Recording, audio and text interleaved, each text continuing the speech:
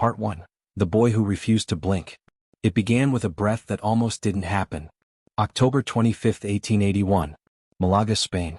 A small, blue-skinned infant lay still in the hands of the midwife. No cry. No movement. The room thickened with silence.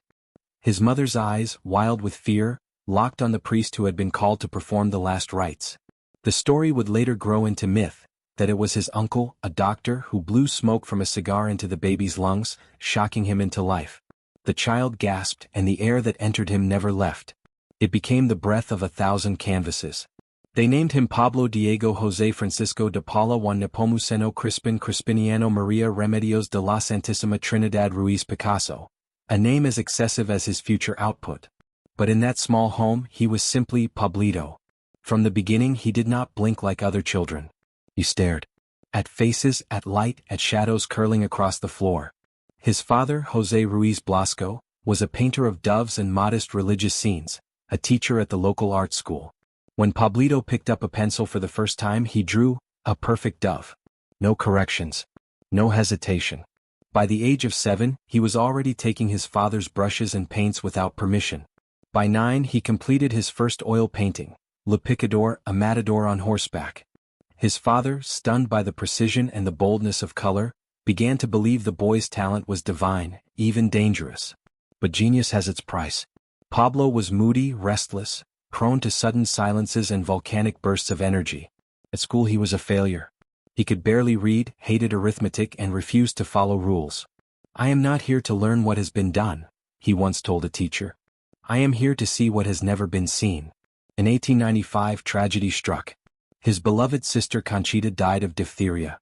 Pablo was 14. Her death carved a scar in him that would never fade. He swore that if God spared her, he would never paint again, but God did not bargain. She died in winter, and Pablo painted harder than ever, as if trying to resurrect her in color. Part 2. Blue Shadows. Barcelona, 1901. The air smelled of salt and coal smoke. Pablo, now in his late teens, had already been to Madrid, had already defied the academies, had already tasted the bitter fruit of poverty. But nothing would prepare him for the telegram that arrived that spring. Carlos Casagemas dead. Casagemas was his closest friend, a fellow artist, charming and fragile, who had fallen into despair over an unrequited love. In a Paris café he drew a pistol and shot himself in the temple. Pablo attended the funeral. He saw his friend's face in the coffin, pale, waxen, the lips frozen mid-confession, and something inside him broke. When he returned to his tiny studio, the colors drained from his palette. Thus began the blue period.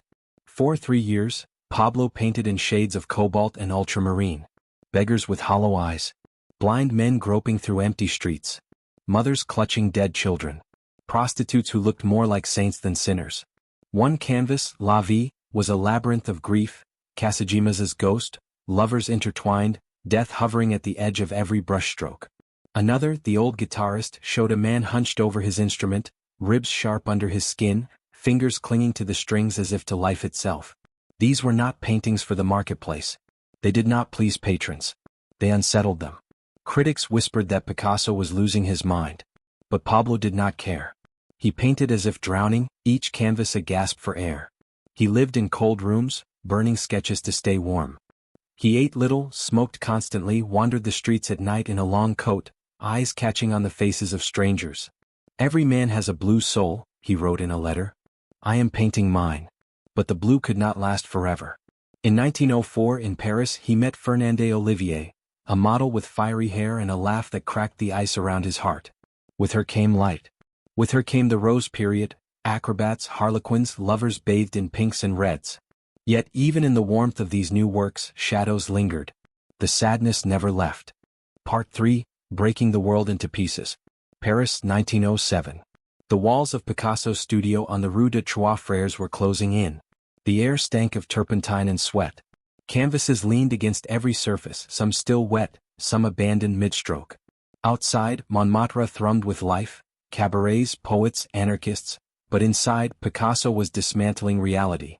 He had been studying African masks at the Ethnographic Museum, staring at their sharp planes, their eyes like dark portals. These were not portraits, they were visions stripped to bone and spirit. Something inside him clicked. He took a massive canvas and began painting 5 women, prostitutes from a brothel in Barcelona, but not as flesh and softness. He shattered them into shards of geometry, their bodies twisted into impossible angles, their faces carved from stone. When he unveiled Les Demoiselles d'Avignon, even his friends recoiled.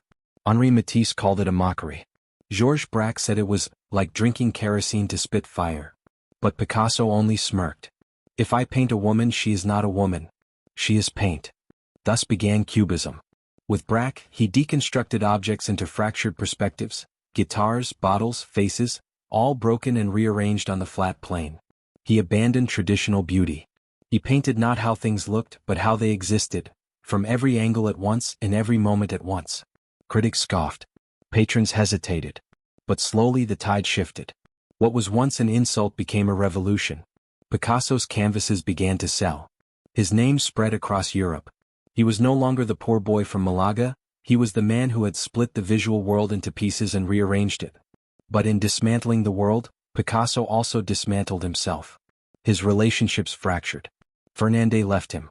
Lovers came and went, each burning bright and then disappearing in the smoke of his obsession. By the 1930s he had become a myth, and myths by nature cast long shadows. Part 4, Guernica. April 26, 1937. The Spanish Civil War was tearing Picasso's homeland apart. That spring the German Luftwaffe, allied with Franco's fascists, bombed the Basque town of Guernica. Hundreds of civilians were slaughtered, men, women, children, animals, reduced to ash in a single afternoon. The news reached Paris like a wound carried on the wind. Picasso, already serving as honorary director of the Prado Museum, was consumed by fury. I am Spanish, he told a friend, and Spain is bleeding. He locked himself in his studio on the Rue de Grands Augustins and began work on a canvas so massive it dwarfed him. The room became a war zone, sketches scattered like fallen soldiers, charcoal smudged into the floor, the air heavy with turpentine and grief. In black, white and gray he painted chaos, screaming horses, broken swords, mothers holding dead children, the eyes of the dead staring through the smoke. At the center, a light bulb blazed like an unblinking god. This was Guernica. When it was unveiled at the 1937 World's Fair in Paris, it stunned the world. There was no beauty here, no comfort, only the raw, fractured scream of war. Critics called it ugly, incomprehensible, unbearable. Picasso didn't care. Painting is not made to decorate apartments, he said. It is an instrument of war. The work became an icon of resistance, smuggled and hidden during the Nazi occupation. Legend says that when a German officer pointed to a photograph of Guernica in Picasso's apartment and asked, "Did you do this?" Picasso replied, "No, you did." Part 5, The Minotaur's Twilight. By the 1940s, Picasso was no longer just a painter, he was a living monument. In occupied Paris during World War II, he refused to leave, even under the gaze of Nazi officers. They raided his studio, confiscated works they deemed degenerate, but he kept painting. He painted skulls, burning candles, and above all, the Minotaur. The half-man, half-bull haunted his work. Sometimes it was violent, sometimes wounded, sometimes blind. Critics argued the Minotaur was Picasso himself, powerful yet trapped, a creature of instinct and art, stumbling through the labyrinth of his own desires. He was never alone in these years. Women still revolved around him like planets around a sun. Dora Maar, Françoise Gillet, Jacqueline Roquet. Each left her mark, on his canvases, on his heart, and often on his scars. His studio became a cathedral of chaos.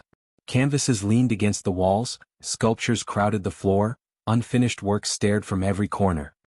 He would paint for hours without pause, switching from oils to ceramics to sketching, as if time itself were the enemy. And in truth, it was. By the 1960s, Picasso was an old man, but his energy was volcanic.